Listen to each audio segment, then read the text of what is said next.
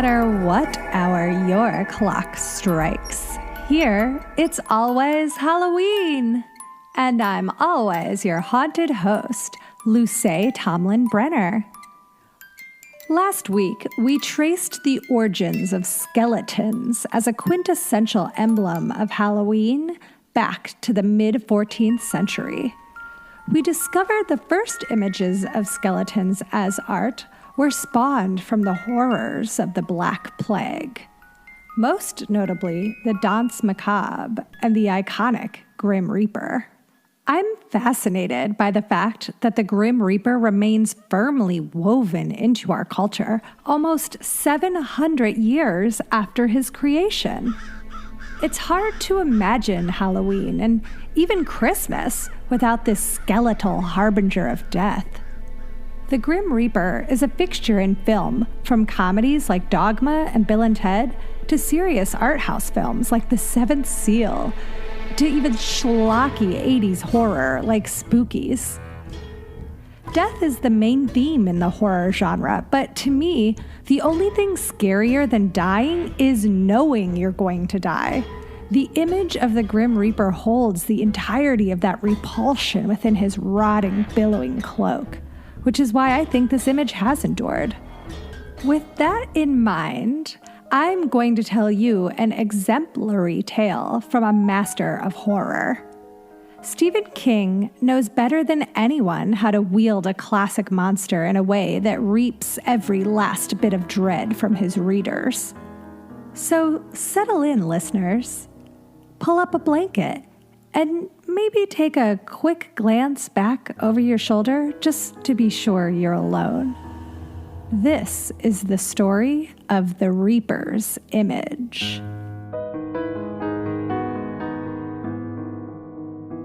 We moved it in last year, and quite an operation it was too, Mr. Carlin said as they mounted the stairs. Had to move it by hand, of course. No other way. We insured it against accident with Lloyd's before we even took it out of the case in the drawing room. They're the only firm that would insure for the sum we had in mind. Spangler said nothing. The man was a fool. Johnson Spangler had learned a long time ago that the only way to talk to a fool was to ignore him. Yes, insured it for $250,000, Mr. Carlin resumed when they had reached the second-floor landing. His mouth quirked in a half-bitter, half-humorous line. And a pretty penny it cost, too. He was a little man, not quite fat, with rimless glasses and a tanned, bald head that shone like a varnished volleyball. A suit of armor guarding the mahogany shadows of the second-floor corridor stared at them impassively. It was a long hallway, and Spangler eyed the walls and hangings with a cool professional eye. Samuel Claggart had bought in copious quantities, but he had not bought well. Like so many of the self-made industry emperors of the late 1800s, he had been little more than a pawn shop rooter masquerading in collector's clothing. A connoisseur of canvas monstrosities, trashy novels, and poetry collections in expensive cowhide bindings, and atrocious pieces of sculpture, all of which he considered art. Up here, the walls were hung, festooned was perhaps a better word, with imitation Moroccan drapes, numberless, and no doubt anonymous, Madonnas holding numberless haloed babes while numberless angels flitted hither and thither in the background, grotesque scrolled candelabra, and one monstrous and obscenely ornate chandelier surmounted by a salaciously grinning nymphette. Of course, the old pirate had come up with a few interesting items. The law of averages demanded it. And if the Samuel Claggart Memorial Private Museum, guided tours on the hour, admission $1 for adults, 50 cents for children, was 98% blatant junk, there was always the other 2%, things like the Coombs long rifle over the hearth in the kitchen, and the strange little camera obscura in the parlor, and of course the Diver looking glass was removed from downstairs after a rather unfortunate, incident, Mr. Carlin said abruptly, motivated apparently by a ghastly, glaring portrait of no one in particular at the base of the next staircase. There had been others, harsh words, wild statements, but this was an attempt to actually destroy the mirror. The woman, a Miss Sandra Bates, came in with a rock in her pocket. Fortunately, her aim was bad, and she only cracked a corner of the case. The mirror was unharmed. The Bates girl had a brother. "No need to give me the dollar to her," Spangler said. "I'm conversant with the history of the de-Iver glass." Fascinating, isn't it? Carlin cast him an odd, oblique look. There was that English Duchess in 1709, and the Pennsylvania rug merchant in 1746.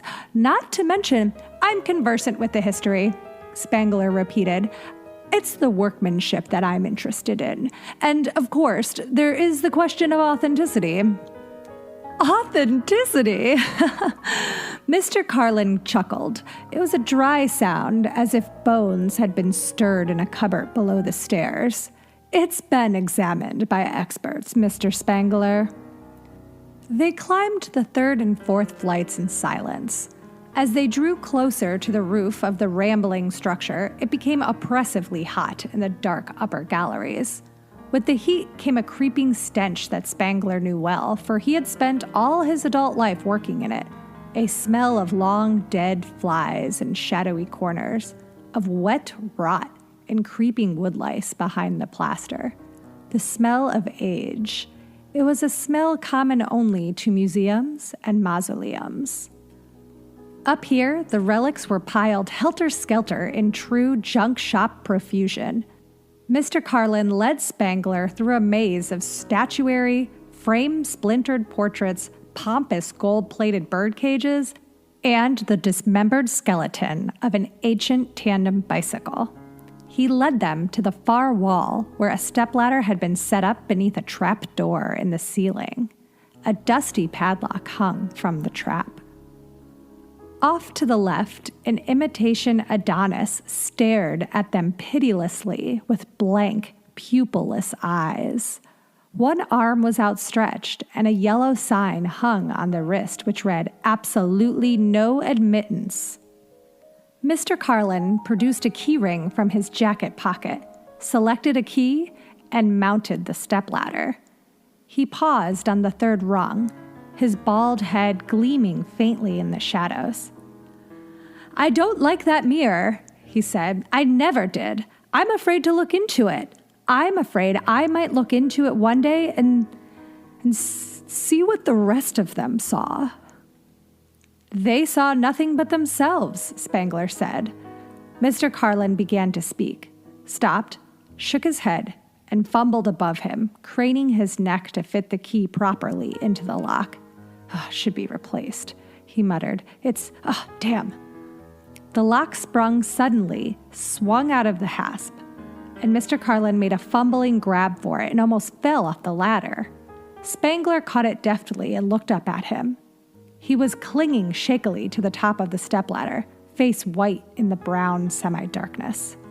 "You are nervous about this, aren't you?" Spangler said in a mildly wondering tone. Mr. Carlin said nothing. He seemed paralyzed. "Come down," Spangler said, "please, before you fall." Carlin descended the ladder slowly, clinging to each rung like a man tottering over a bottomless chasm. When his feet touched the floor, he began to babble, as if the floor contained some current that had turned him on like an electric light. $250,000, he said. $250,000 worth of insurance to take that thing from down there to up here, that goddamn thing. They had to rig a special block and tackle to get it into the gable storeroom up there, and I was hoping, almost praying, that someone's fingers would be slippery, that the rope would be wrong, and it would somehow fall down the stairs and be shattered into a million pieces. Facts, Spangler said. Facts, Carlin. No cheap paperback novels, no cheap tabloid stories, or equally cheap horror movies, okay? Facts. Number 1, John D. Iver was an English craftsman of Norman descent who made mirrors in what we call the Elizabethan period in England's history. He lived and died uneventfully. No pinnacles scrawled on the floor for the housekeeper to rub out. No sulfur-smelling documents with a splotch of blood on the dotted line. Number 2, his mirrors have become collector's items due to the fine craftsmanship and to the fact that a form of crystal was used that has a mildly magnifying and distorting effect upon the eye of the beholder. A rather distinctive trademark. Number 3, only 5 de-ivers remain in existence to our present knowledge, 2 of them in America. They are priceless. Number 4, this de-iver and one other that was destroyed in the London Blitz have gained a rather spurious reputation due largely to falsehood, exaggeration, and coincidence. Fact number 5, Mr. Carlin said, you're a supercilious bastard, aren't you? Spangler looked with mild detestation at the blind-eyed Adonis. I was guiding the tour that Sandra Bates' brother was a part of when he got his look into your precious de-iver mirror, Spangler. He was perhaps 16, part of a high school group.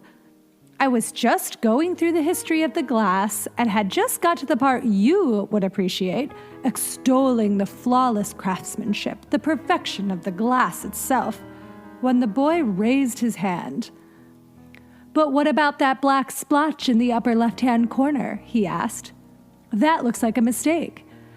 And one of his friends asked what he meant, so the Bates boy started to tell him and then stopped.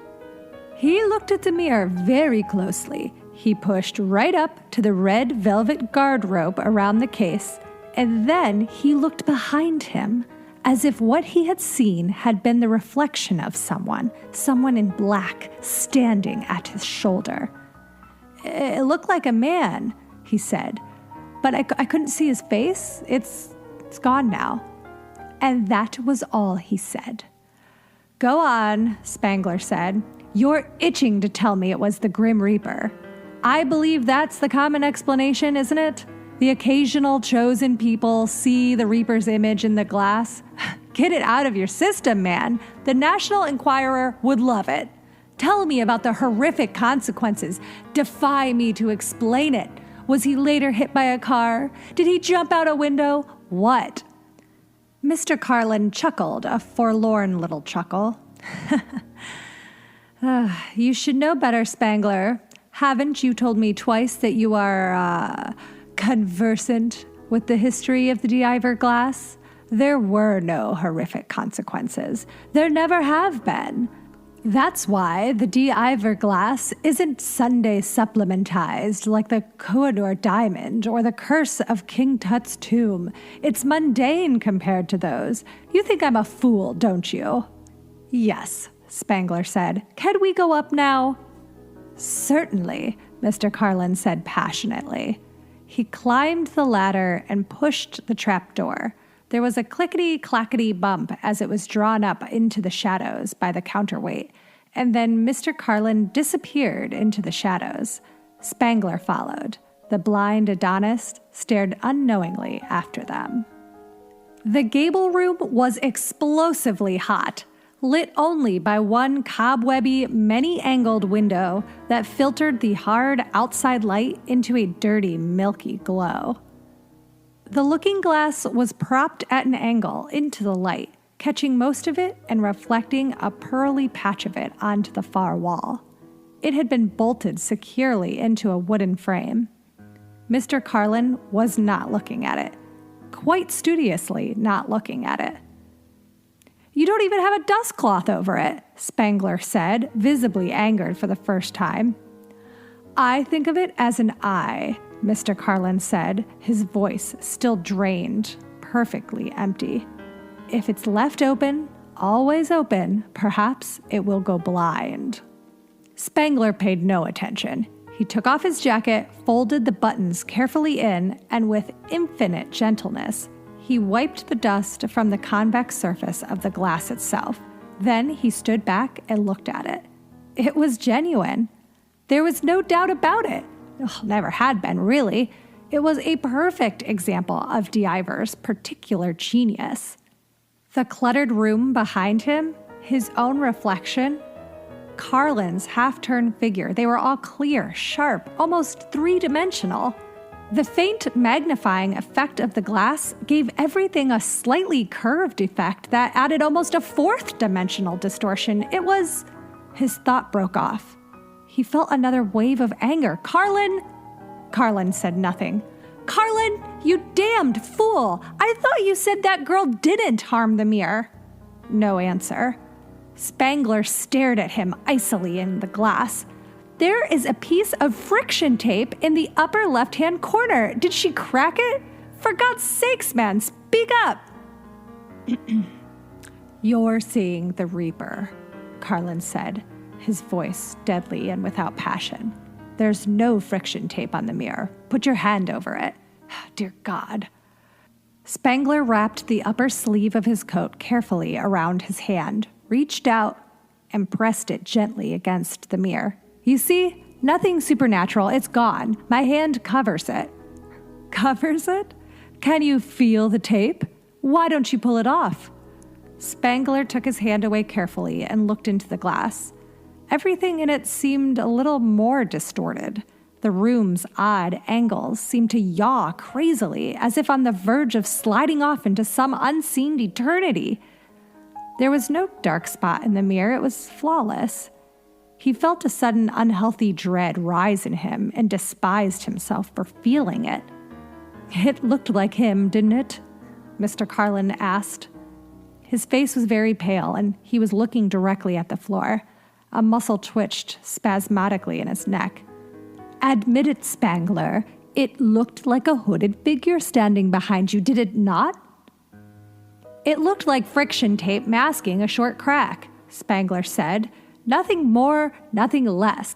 The Bates boy was very husky, Carlin said rapidly. His words seemed to drop into the hot, still atmosphere like stones into dark water, like a football player.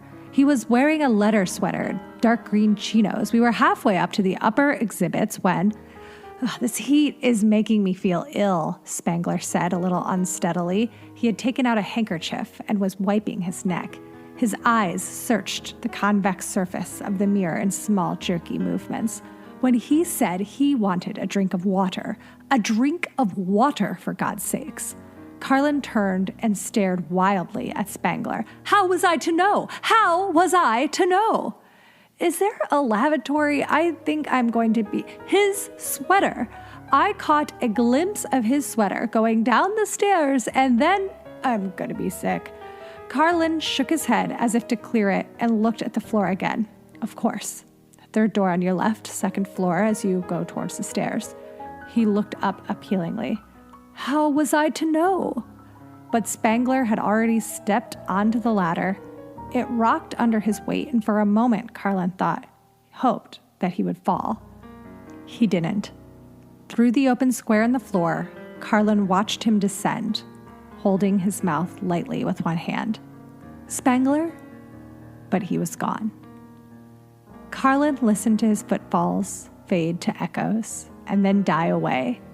When they were gone, he shivered violently. He tried to move his own feet to the trapdoor, but they were frozen. Just that last hurried glimpse of the boy's sweater. God! It was as if huge, invisible hands were now pulling at his head, forcing it up. Not wanting to look, Carlin stared into the glimmering depths of the de-Ivor-looking glass. There was nothing there. The room was reflected back to him faithfully, its dusty confines transmuted into glimmering infinity. A snatch of a half-remembered Tennyson poem occurred to him, and he muttered it out loud. I am half sick of chateaux, said the Lady Shallot. And still he could not look away, and the breathing stillness held him. From around one corner of the mirror, a moth-eaten buffalo head peered at him with flat obsidian eyes. The boy had wanted a drink of water, and the fountain was in the first-floor lobby. He had gone downstairs and never came back. Ever. Anywhere. Like the Duchess who had paused after primping before her glass for a soiree and decided to go back into the sitting room for her pearls. like the rug merchant who had gone for a carriage ride and had left behind him only an empty carriage and 2 closed-mouthed horses. Carlin stared as if hypnotized into the shallow depths of the mirror. Below, the blind-eyed Adonis kept watch. He waited for Spangler, much like the Bates family must have waited for their son, much like the Duchess's husband must have waited for his wife to return from the sitting room. Carlin stared into the mirror and he waited, and waited, and waited. Ooh, yikes, I have goosebumps. What about you, listeners? That story really touches on the reason why when I have to get up to go to the bathroom in the middle of the night, I do not like to look into the medicine cabinet mirror. I'm just very scared of what might be lurking in a mirror in the middle of the night. Do you have any fears about mirrors or reapers or skeletons? Well, I want to hear them. Call in to the All Hallows Hotline at 802-532-DEAD. Or you can write me an eeeekmail at itsalwayshalloweenpodcast@gmail.com. Or drop me a line on Instagram at itsalwayshalloweenpodcast. If you liked hearing today's story and original sound design by Pete Byrnes, then please subscribe to It's Always Halloween on Patreon. It's patreon.com/itsalwayshalloween. If you join at the $13 a month level, you'll get 2 ghost stories a month with original sound design. We have treats at every level, starting at $3, going up to $6, $10, $13, and $16.66. So please head on over to patreon.com/itsalwayshalloween to lend your support. This episode of It's Always Halloween was performed by me, Lucé Tomlin-Brenner. I read the original short story, The Reaper's Image, by Stephen King. It can be found in his collection of short stories called Skeleton Crew. The editing, theme music, and sound design for today's episode is by Pete Byrnes. Thanks, Pete! If you're on Apple Podcasts, please subscribe and write us a little review so that other like-minded ghouls can find us. We're also on the NPR One app, so subscribe to us there and tell Ira Glass what a great job we're doing. Thanks for listening to It's Always Halloween, and come back next time, unless you stare into the de-iver glass and get lost forever.